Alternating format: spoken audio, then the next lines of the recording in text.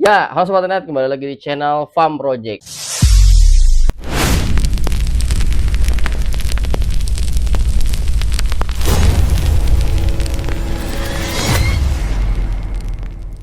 Hello everybody, hello everyone. Bagaimana kabarnya guys? Ya, gue harap sehat-sehat yang menonton video ini. Semoga diberikan kelancaran dalam hidupnya, diberikan kesehatan selalu. Oke, amin ya robbal alamin. Baik guys, di hari yang weekend ini, hari Sabtu, gue akan membahas tentang yang baru ketemu dengan Bapak Muhammad Qodari atau Mr. Q ya disebutnya ya. Ini di YouTube, salah satu di YouTuber Nusantara nih, Bang Agri guys ya, habis podcast dengan Mr. Q. Oke, mantap Bang Agri ya.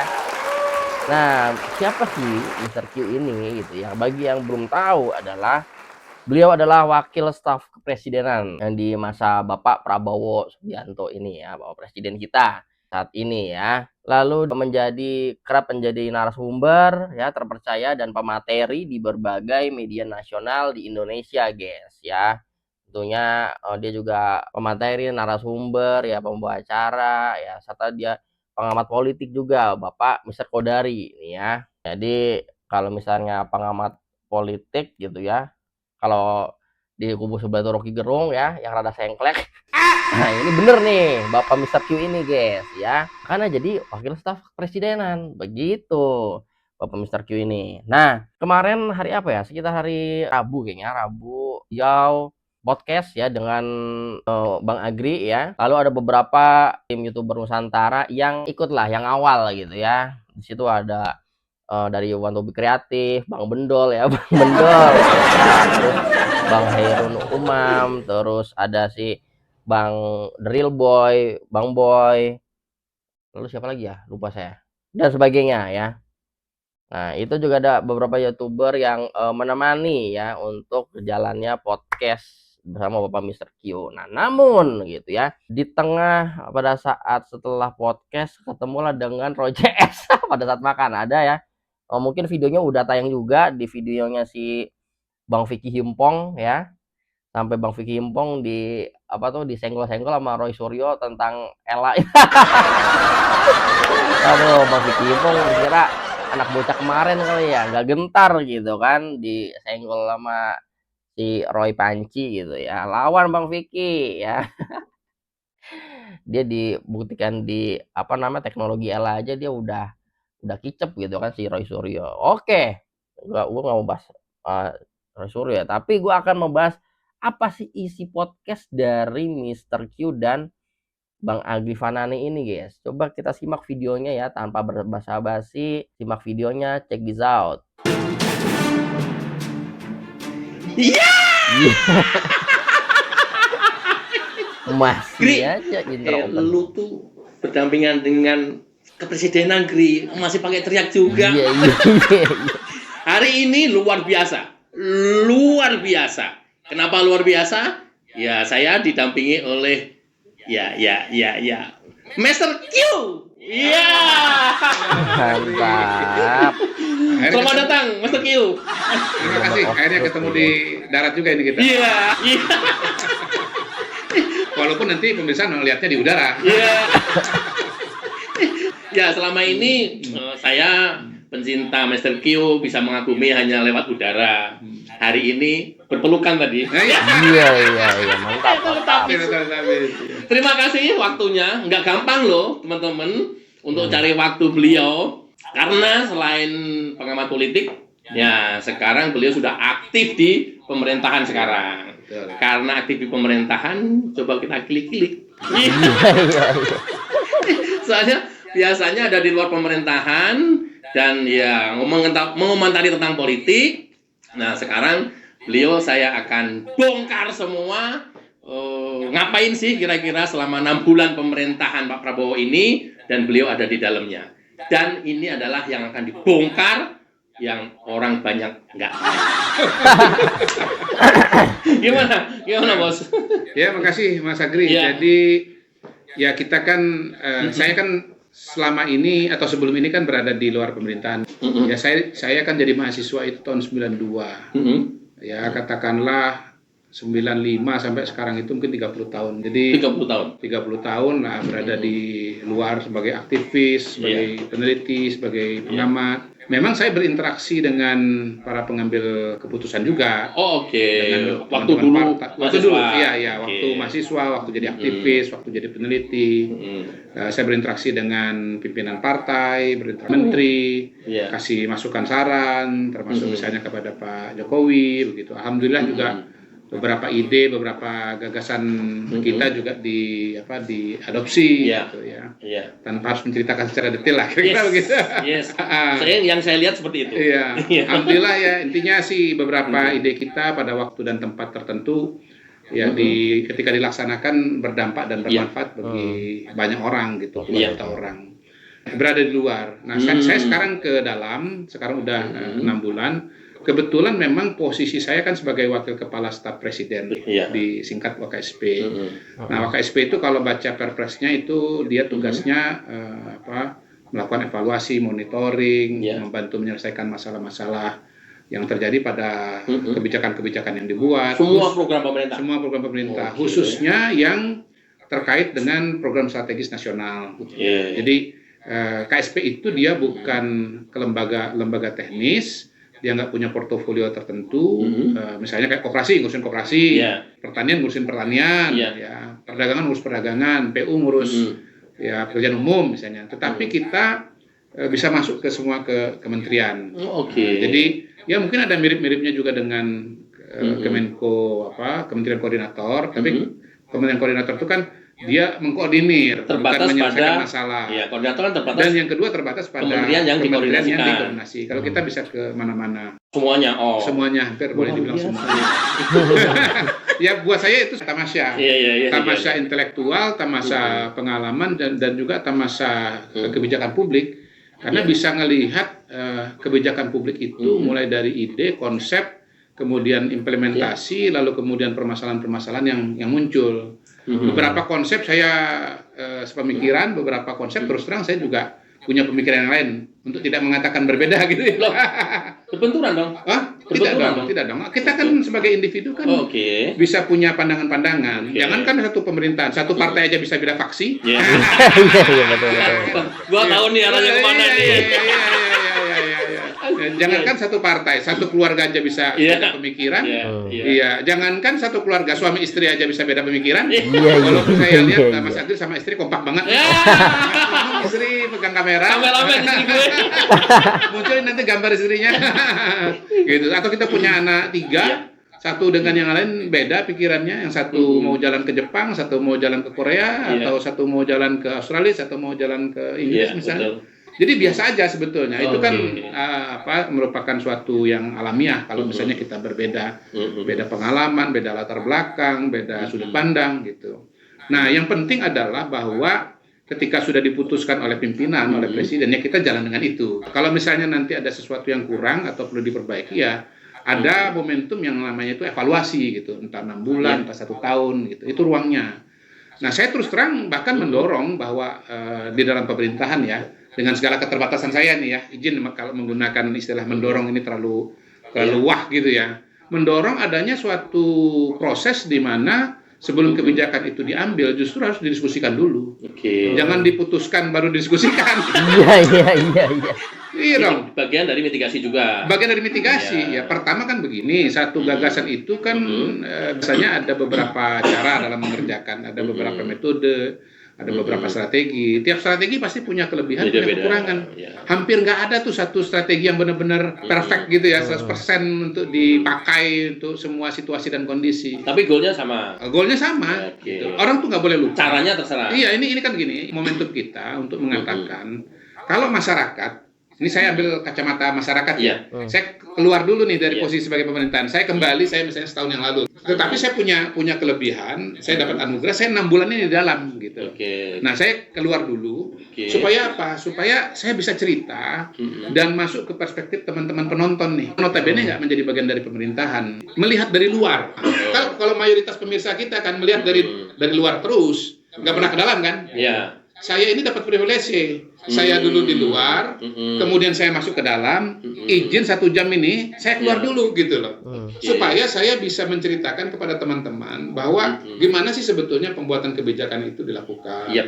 Bagaimana pemerintahan itu berjalan gitu. Kalau misalnya pemirsa ada yang berpikir atau berucap bahwa itu pemerintahan kok gitu amat gitu loh, kok ngambil keputusan seperti itu kan nggak benar, harusnya begini.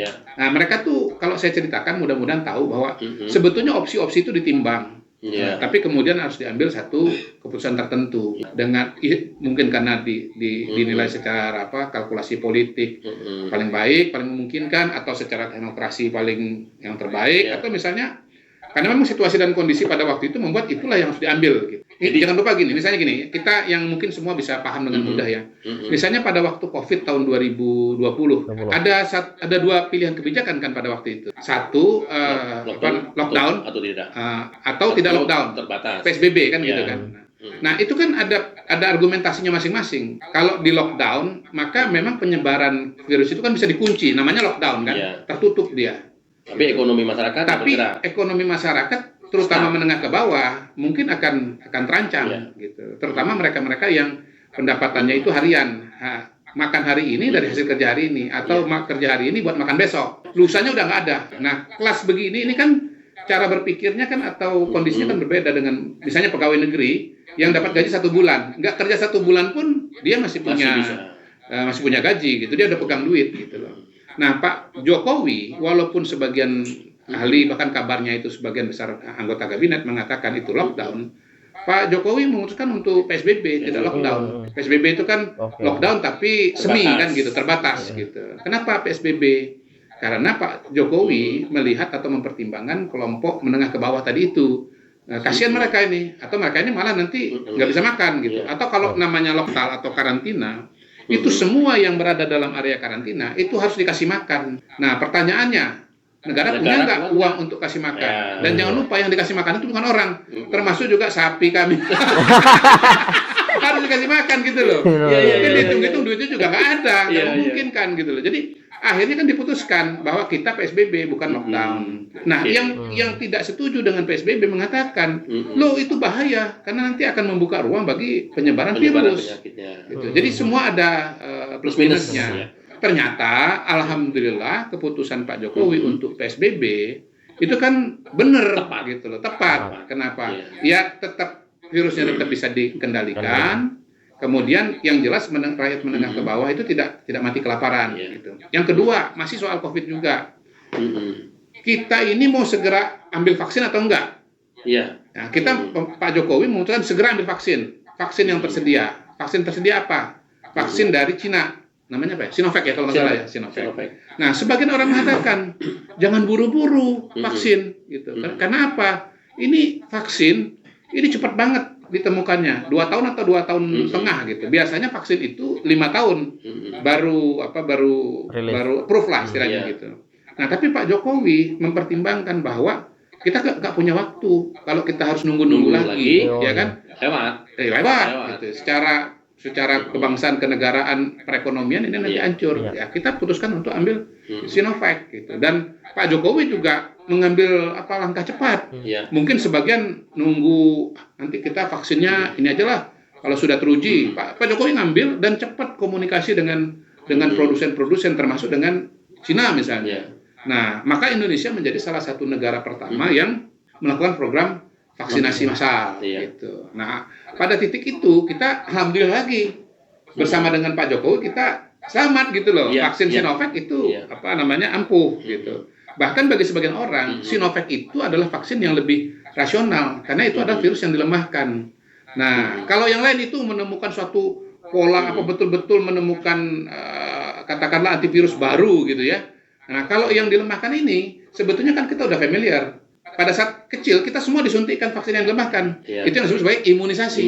Nah, karena itulah kemudian dulu itu saya pernah menyarankan juga kalau vaksinasi ini ada aroma konspirasinya, ada hoaxnya. Ini kita disuntikkan babi. chip segala macam. Ya itu chip gitu. Termasuk chip di babi segala. Ada yang babi, ada yang chip segala macam kan Iya. gitu. Saya waktu itu ngusul gini, jangan pakai istilah vaksinasi, tapi imunisasi. Kenapa? Istilah imunisasi itu sudah familiar Iya. di kalangan masyarakat Indonesia. Anak-anak diimunisasi aja nggak apa-apa kok. Apalagi kalau anak kecil aja nggak apa-apa, apalagi anak gede kayak Magri gitu aja nggak apa-apa. Iya. Itu contoh Pak, bagaimana ketika berhadapan dengan masalah, sebetulnya pilihan-pilihan kebijakan itu tidak tunggal gitu. Ada pertimbangan-pertimbangan rasional, ada juga mungkin pada waktu tertentu itu pertimbangan-pertimbangan kekuatan politik atau dinamika kekuatan politik. Nah, ya tujuannya semua bagus. Sebetulnya siapapun pemimpin kita pasti ingin mencari yang terbaik bagi rakyatnya, ingin negaranya maju, ingin rakyatnya sejahtera, pasti ke sana. Tapi cara mencapai ke sana itu dia bermacam-macam. Iya, dan pertimbangannya banyak. Pertimbangannya banyak. Akan mengusung undang-undang perampasan aset. Untuk diketahui pertama-tama bahwa rancangan undang-undang itu sudah diajukan Pak Jokowi dari mungkin 2023, tapi belum bergerak gitu. Nah, kalau Mas Bambang Pacul kan mengatakan begini, ya kami di DPRD Korea-Korea. Iya. Gini kan itu loh. Nah, pada hari ini saya nggak menyebut nama ya, tapi itu loh. Iya, itu dulu. Beliau mengatakan begini, ini belum saat yang tepat untuk mengeluarkan undang-undang ini karena kondisi penegak hukum, aparat penegak hukum kita itu integritasnya istilahnya masih dipertanyakan. Jangan sampai ini malah bumerang. Kalau undang-undang ini dikeluarkan sekarang, maka nanti akan ada APH-APH yang justru memeras tokoh-tokoh tertentu. Anda saya implementasikan undang-undang perampasan aset loh ya. Tapi kalau Anda bayar saya, nggak jadi keluar. Saya nggak tindak gitu. Atau saya keluarkan surat bahwa Anda clean and clear gitu. Itu bayangkan. Jadi ternyata kenapa selama ini nggak jalan, ya, yang kita nggak ketahui. Bukan nggak jalan. Belum jalan. Ya. Makasih. Saya bilang nggak jalan karena ada Masa nunggu? gitu. Nunggu dulu. Loh ya kan memang fraksi yang terbesar kan, fraksi terbesar gitu. Korea kan tergantung gitu. Ketua lagi ya. Ketua lagi di legislatif ya. Galak, lebih aman galak. Kan gitu. Kalau Korea kan mau naik kan ada galanya kan gitu. Izin ya Mas Pacul ya. Nah selama ini kan nggak terungkap. Tapi beberapa hari saya baca di media ternyata itu dia ternyata punya pertimbangan yang lain bahwa undang-undang perampasan aset bukan nggak setuju tapi khawatir kalau ini diberlakukan malah jadi alat untuk meras oleh APH-APH gitu. Nah pada titik ini saya juga benar nggak sih itu analisa itu benar nggak kira-kira? Praduga tak bersalah. Iya menurut saya sih ada juga kemungkinan itu. Make sense ya? Ada make sense-nya juga. Gitu. Terus terang setelah mendengar ngomong gitu, akhirnya Korea mikir bener juga nih. Bener juga ya sebetulnya ada juga kemungkinan itu gitu loh. Ini gini loh, orang tuh bukan cuma ditahan, tapi asetnya bisa dirampas. Istilahnya tinggal baju dalam doang gitu loh. Bisa itu. Nah ini kan situasi yang mungkin sangat berbeda kalau misalnya pakai undang-undang sekarang ditahan, dipidana, masuk penjara misalnya. Tapi kan masih pakai baju, gitu. Bajunya bisa pakai baju bagus, gitu. Jadi itu Mas contoh-contoh kebijakan itu tidak tunggal, gitu loh. Belum lagi kalau misalnya kita bicara mengenai aktor, ya, aktor yang terlibat. Kita kan sistem negaranya kan demokrasi. Kalau kita bicara demokrasi, memang pemerintah itu dia mengeluarkan kebijakan, melaksanakan kebijakan. Tapi kebijakan sebelum keluar itu harus mendapat persetujuan DPR, DPRD. Di DPR itu ada partai politik. Nah, partai politik ada ideologi, ada kepentingan, ada agenda, ada cara berpikir. Yang satu dengan yang lain belum tentu sama, gitu loh. Nah, pemerintah punya pemikiran A, partai X punya pemikiran B, partai Y punya pemikiran C. Nah itulah yang kemudian perlu dibicarakan. Kalau kita bicara draft undang-undang, bentuknya biasanya namanya daftar inventaris masalah. Partai 1 datang dengan DIM, partai 2 datang dengan DIM, partai 3 datang dengan DIM. Gitu. Nah ini kan perlu waktu untuk bisa sinkronisasi gitu loh. Kesel-kesel lama-lama turunin Perpu aja lah. Nggak bisa juga. Masa setiap undang-undang Perpu kan? Perpu itu kan sepihak ya. Lama banget turunin Perpu Iya aja lah. memang. Akhirnya kalau nggak sabar kan keluar Perpu. Tapi Perpu itu pada dasarnya adalah ketika situasinya sedang darurat, membutuhkan kecepatan pengambilan keputusan, atau memang udah urgen banget lalu kemudian harus diambil keputusan. Nah, tapi Perpu itu juga ada ongkosnya, ya berupa dukungan-dukungan politik gitu loh. Gitu. Nah, dukungan politik kan juga nggak mudah juga didapatkan, gitu Mas. Jadi mulai dari konsepsinya satu kebijakan publik itu sebetulnya udah mengalami kontestasi, harus dikomunikasikan, harus dibicarakan. Nah, teman-teman para pemirsa gitu ya yang tidak masuk ke dalam pemerintahan, itu saya kasih ilustrasi bahwa salah satu undang-undang paling alot biasanya kalau kita bicara pembuatan undang-undang atau revisi, itu undang-undang pemilu atau undang-undang itu. Kenapa? Dari dulu itu. Karena apa? Kepentingan. Karena setiap partai kepentingan berbeda. Masing-masing. Ya, untuk urusan syarat pengajuan calon presiden, partai A sama partai B sama, gitu kan. Tapi begitu urusan satu dapil berapa kursi, partai A sama B berbeda. Habis itu pasal yang lain, partai B sama C sama. Habis itu partai yang pasalnya partai B sama C lain. Jadi matriksnya kompleks banget, Mas, gitu. Itu salah satu contoh ya. Tapi ini lebih kompleks dari undang-undang pemilu. Gimana? Perampasan aset.